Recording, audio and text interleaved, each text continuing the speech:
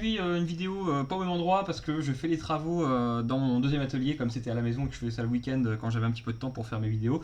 Donc là voilà, je suis à l'atelier principal, je suis à la boutique et je pense que j'en ferai d'autres comme ça parce que c'est vrai que c'est assez sympa, j'ai plus de matériel, je suis plus à l'aise on va dire, et j'ai plus de place. Donc toujours est-il que là on va faire un petit 6 plus pour un problème de Wi-Fi. Donc la puce Wi-Fi je pense est HS mais j'en suis pas sûr et on va voir ensemble comment ça fonctionne, comment tester rapidement on va dire si la puce Wi-Fi a bel et bien un problème ou non. Donc si c'est bien elle le problème ou si c'est ailleurs. Donc on va regarder ça rapidement sur le schéma déjà, voir un peu comment ça fonctionne au niveau du voltage. Et puis si vraiment tout est bon, eh bien on changera la puce Wi-Fi. Alors c'est parti, je vais vous montrer rapidement ce que ça donne sur le schéma. Voilà, donc ça c'est le schéma de la puce Wi-Fi sur le 6 Plus. Alors comment ça fonctionne? On a donc du VCC main, donc ça c'est du 3,8 V en gros, qui arrive de la batterie après le MOSFET, qui arrive directement sur la puce. Donc techniquement, vu que le téléphone s'allume, je n'ai pas de court-circuit sur cette ligne-là. Et forcément celle-ci est bonne, sinon le téléphone ne s'allumerait pas du tout. Ensuite, on a cette ligne-là, le pipi, donc Wi-Fi, en gros Bluetooth, etc. VDDIO AP. Donc ça, qu'est-ce que c'est que cette petite bête-là? Alors moi, je le sais, je vais vous montrer. Ça, c'est du 1,8 V SDRAM. Sauf que elle n'est pas nommée comme ça. Pourquoi? Parce qu'en fait, hop, il y a un jump qui est fait et qui permet de retracer le 1,8 V SDRAM vers cette ligne-là. C'est-à-dire que si je la recherche sur mon petit logiciel, hop, la voilà, Power. 1,8 V SDRAM devient PP, WL, Bluetooth, VDIO, AP. Donc c'est bien du 1,8 V SDRAM. Je sais que cette ligne-là est bonne aussi parce que le 1,8 V SDRAM, il est forcément très important pour démarrer le téléphone, forcément parce qu'il allume la RAM et il alimente aussi beaucoup de choses. Il permet à beaucoup de puces de fonctionner, ce petit 1,8 V SDRAM. Donc il est bon, sinon le téléphone ne démarrerait pas ou j'aurais de gros problèmes. Donc ça c'est bon aussi. Donc techniquement, j'ai même pas besoin de tester ces lignes-là, ça permet vraiment de gagner du temps. Donc ces deux lignes-là, on peut considérer qu'elles sont bonnes. Par contre, il est possible que la petite résistance qui est là soit claquée. Et forcément, du coup, le jus s'arrête ici et ne reprend pas ici parce que la résistance là est HS. Donc à voir, on peut tester cette résistance, voir si oui ou non elle est bonne. Généralement, celle-ci elle claque pas facilement, mais on peut tester, ça coûte rien. Voilà, et si ça c'est bon, dans ces cas-là, on peut considérer que toutes ces lignes-là sont bonnes. On peut aussi, à la place de tester la résistance, démarrer le téléphone et tester, voir si on a du 1,8 V ici. Bon, après, c'est un petit peu une perte de temps, on pourrait faire différemment, mais bon, bref, ça peut se faire. Et en fin de parcours, on a donc ce petit système de booster là, c'est-à-dire que là on a du jus qui arrive d'ici, en fait c'est un booster, donc là c'est la puce en elle-même qui se fait un auto-boost, ça permet d'augmenter le voltage pour le Wi-Fi, forcément pour sa propre fonction. Donc généralement moi ce que je fais ici, je teste pas en clair et en long et en large, je fais juste un petit test pour ça, je n'ai pas un court-circuit, parce que souvent c'est ce condensateur là qui lâche, ça peut créer un court-circuit et donc forcément la puce ne fonctionne pas. Si je n'ai pas de court-circuit sur cette ligne là, clairement c'est rare que la bobine lâche, ça peut arriver mais c'est rare. Donc si tout est bon de ce côté-là, qu'il n'y a pas de court-circuit, dans ces cas-là, je ne me prends pas la tête, je change la puce Wi-Fi. Donc on va tester sur ces trois lignes-là. Donc celle-ci, je sais qu'il n'y a pas de court-circuit. Celle-ci, normalement non plus, mais je peux tester la résistance ici. Et si tout est OK là, je vais tester rapidement si je n'ai pas un court-circuit sur cette ligne-là. Et si c'est bon, dans ces cas-là, on part pour un changement de Wi-Fi. Comme c'est un 6 Plus, pas besoin de se prendre la tête à reprogrammer la NAND, parce que pour les 6S, 7, 8 et X, et tous ces modèles récents, on est obligé de reprogrammer la NAND pour supprimer le code Wi-Fi. Sinon, on ne peut pas changer de la puce uniquement. Mais sur les 6, par chance, et tous les anciens modèles, donc 5C, 5S, etc., on peut se permettre de changer la puce Wi-Fi sans toucher à la NAND. Donc ça, c'est vraiment une bonne chose. Donc c'est parti, on va s'atteler à ça. Hop, et on va voir ce que ça nous donne. Donc je vais vous passer sur le microscope et puis on va regarder un petit peu, donc du coup si j'ai des courts-circuits, si j'ai une résistance qui est bonne ou pas, etc. etc. Donc c'est parti. Voilà, donc j'ai préparé la carte mère, on va rapidement tester la fameuse résistance. Donc pour ça il faut que je la délivre de la colle, on va dire. Je vais prendre hop, un petit cutter. Donc on va regarder, elle est par ici la petite résistance. Elle est juste ici là.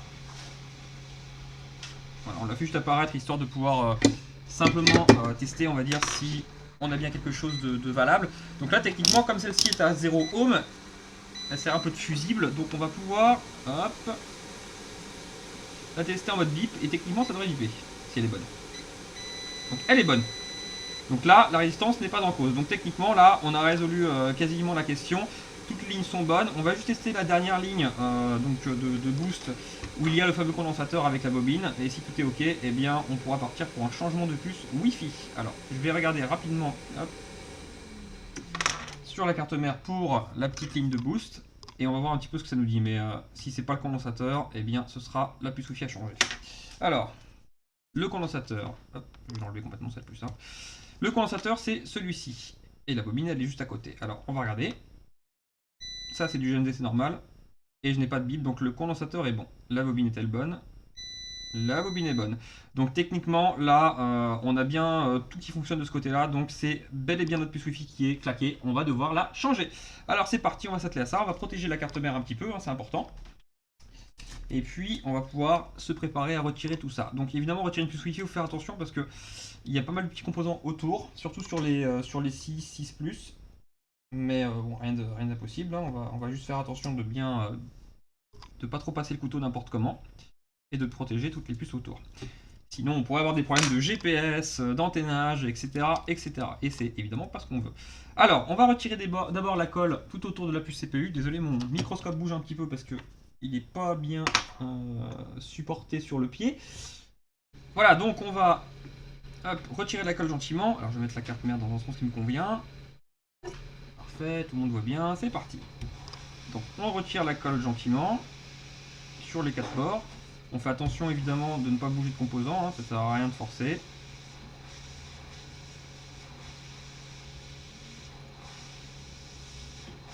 Voilà. Il n'y a pas besoin de forcer, hein, juste faire une petite rivière en quelque sorte. Hein. Il n'y a pas besoin d'appuyer comme des malades sur la carte mère, on risquerait de l'abîmer évidemment. Voilà, je fais juste une petite, voilà, un petit tracé en quelque sorte, histoire que ça puisse libérer les composants autour de la puce Wi-Fi, histoire que quand je vais la retirer, les composants ne viennent pas avec. C'est comme sur la NAND, hein, c'est le même principe. Voilà, pour ça c'est bon.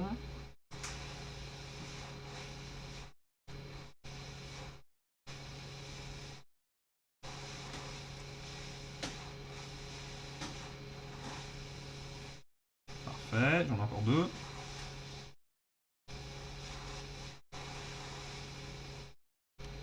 Et ça me paraît pas mal.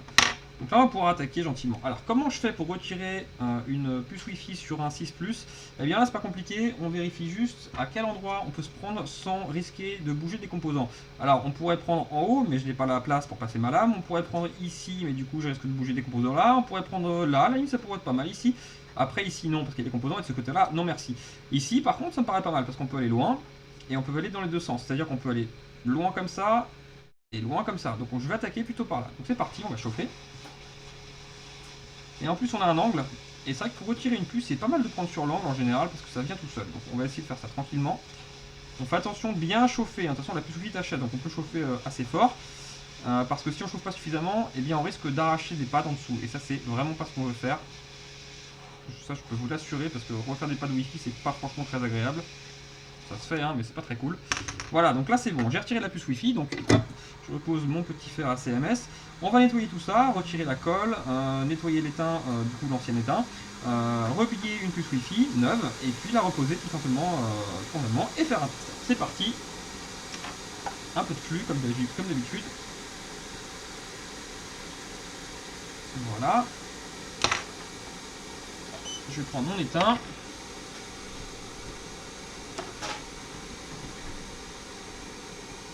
Et on va pouvoir y aller. Alors c'est parti.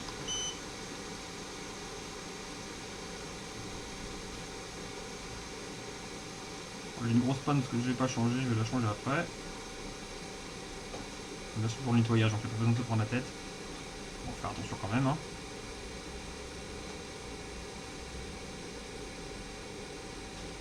Voilà, ça me paraît cohérent. C'est suffisant disons pour bien nettoyer, et on va pouvoir enlever la colle et passer un coup de tresse. Donc je vais faire ça. Hop, je vais changer ma panne. Toc.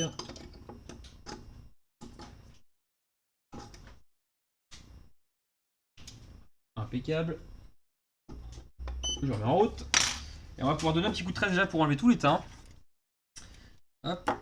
Et ensuite on va enlever la colle. Et on pourra remettre une nouvelle puce. Donc c'est parti pour enlever l'étain.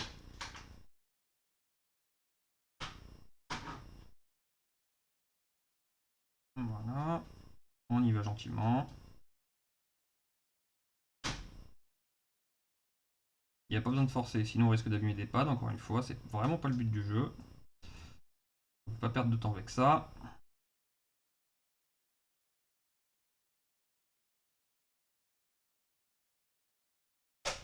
Impeccable. Tac.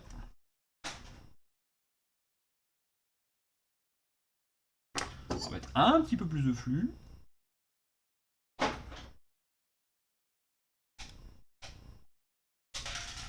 Et ça me paraît pas trop mal. C'est pas parfait, hein, mais c'est un bon début. Donc là, on va pouvoir nettoyer la colle. Donc pour la colle, on prend le petit couteau à colle. On chauffe et on passe gentiment. Faut pas forcer, sinon encore une fois on pourrait abîmer la carte mère. Donc là, ça peut arriver de faire des petites rayures sur la carte mère. Il n'y a rien d'horrible tant que c'est pas trop violent, on va dire.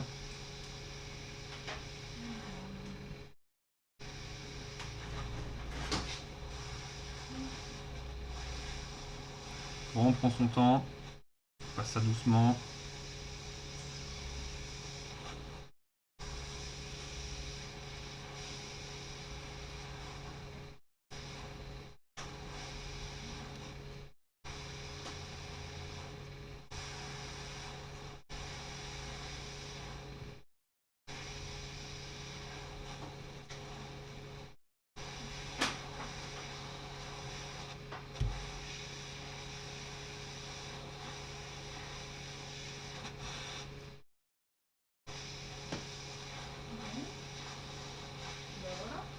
T'as trouvé?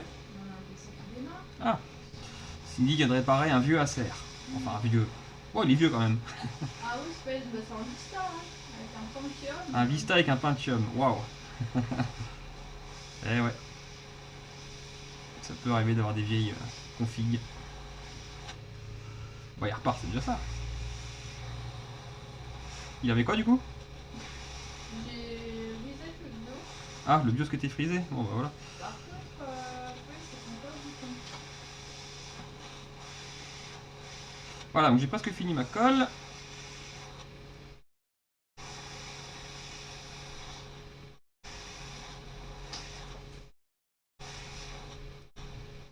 Je sens les commentaires, des gens qui vont dire ah ouais donc en fait toi tu fais les iPhones, tu t'éclates et Cindy a fait des trucs de merde. Oh quand même, c'est pas ça.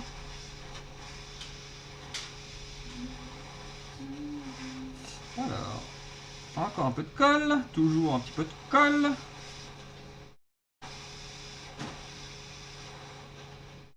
Bon, en fait, il est pas si réparé que ça. Ah, il y a un autre problème, pas de chance. Donc, le BIOS se corrompt à chaque fois. Ah, ah ah. Donc il était fatigué. Vu qu'il est pas tout jeune, ça pourrait.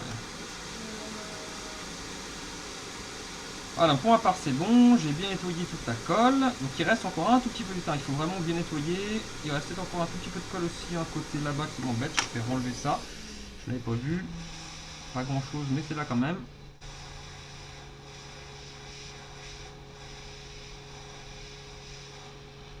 Ouais, ça me paraît bien là. Je vérifie rapidement. Il y a un peu de colle par là. Ah, et un petit peu par là. Voilà. Faut bien prendre son temps parce que comme c'est une puce Wi-Fi qui est très plate, le mieux c'est quand même qu'il y ait le moins de colle possible. Sinon vous risquez d'avoir des problèmes. Donc prenez bien votre temps. Il y a un petit coup encore de tresse dessus. Généralement, ce sera bien.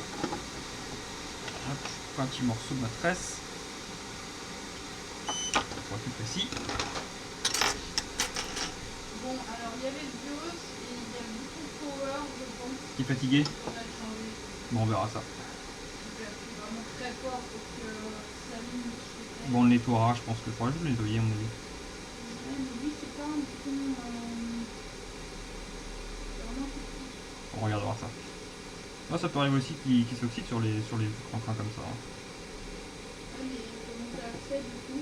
Bah, faut tout démonter. Ou alors changer, si c'est plus simple de changer, on a de la pièce là-dessus. Hein. C'est pas une pastille. Ouais, bon, on le change, ouais.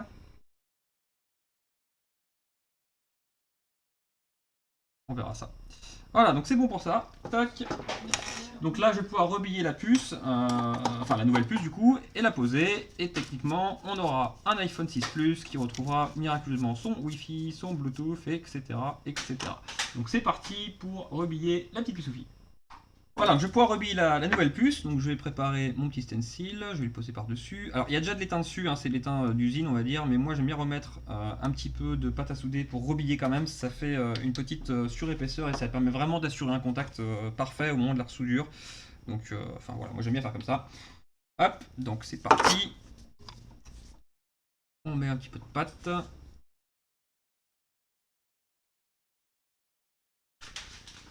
On remplit bien.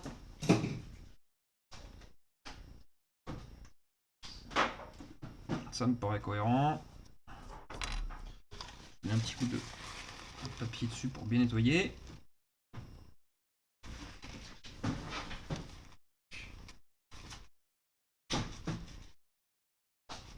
Ça me paraît pas mal du tout.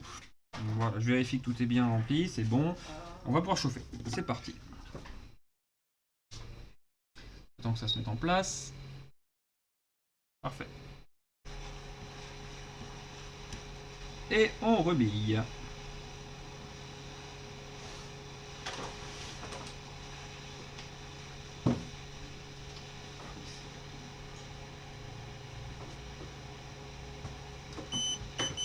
Voilà, je vais mettre un petit peu de flux pour aider.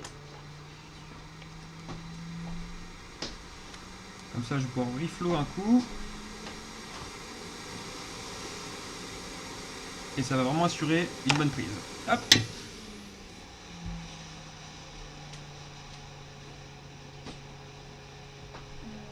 Voilà, là, elles sont toutes belles.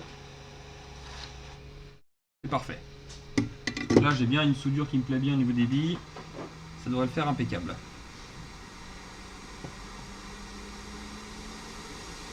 Je retire du stencil gentiment. Voilà. Toc. On va la nettoyer parce qu'il y a un petit peu de surplus, c'est normal. Hop. Reviens la copine. Toc.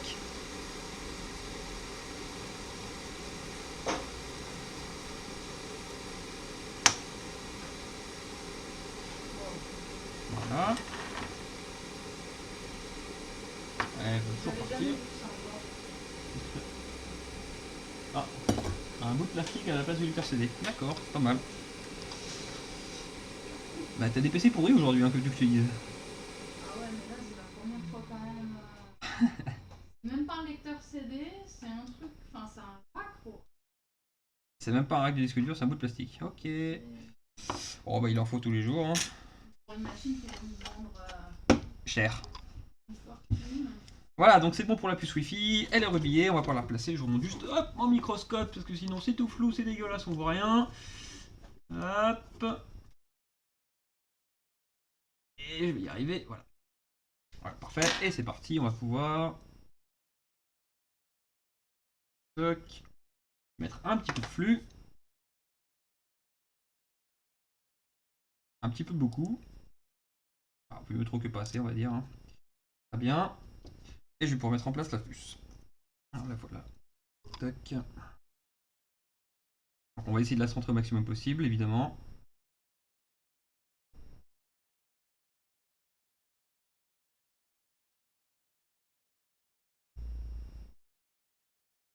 Ça me paraît pas mal du tout. Ouais, c'est bien. Et on va pouvoir la souder. C'est parti.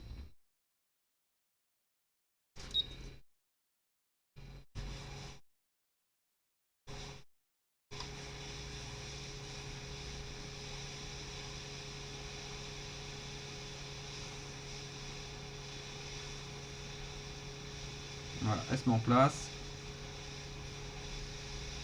C'est très bien. On attend que ça refroidisse et on va faire un essai. Facile quoi.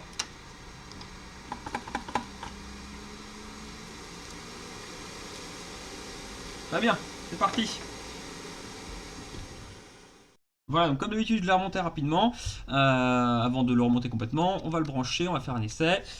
On va voir si on a bien de nouveau un signal Wi-Fi. Et on va voir un petit peu ce que ça nous dit quoi. J'attends qu'il démarre. Mais normalement, il n'y a pas de raison, ça devrait aller. Voilà, il a démarré. Donc, je vais aller dans les paramètres. Wi-Fi. J'ai bien déjà... Voilà, bah c'est parfait. Voilà, il trouve bien les réseaux Wi-Fi. J'ai bien la case qui est bien cochée, etc. Donc voilà, c'est parfait. Un petit iPhone 6 Plus qui repart bien. Donc voilà, rien de bien grave. Une intervention, on va dire, classique. Mais voilà, il faut prendre son temps quand même. Il faut faire attention. Voilà, donc une petite réparation classique. Hein. Bon, vous aurez vu l'atelier principal. C'est vrai que je crois pas que j'avais fait de vidéo sur cet atelier-là. Donc voilà, vous aurez vu, c'est déjà ça. Allez, à la prochaine! Si vous souhaitez faire réparer votre matériel ou avoir un devis, n'hésitez pas à vous rendre sur notre site internet ocasout-multimedia.fr. Vous pouvez donc voir le matériel que nous vendons, les tarifs. Vous pouvez aussi nous contacter en cliquant ici par téléphone ou par mail. Et n'hésitez pas, si besoin, à cliquer sur les liens qui sont juste en dessous de la vidéo. Il y a le site et Facebook.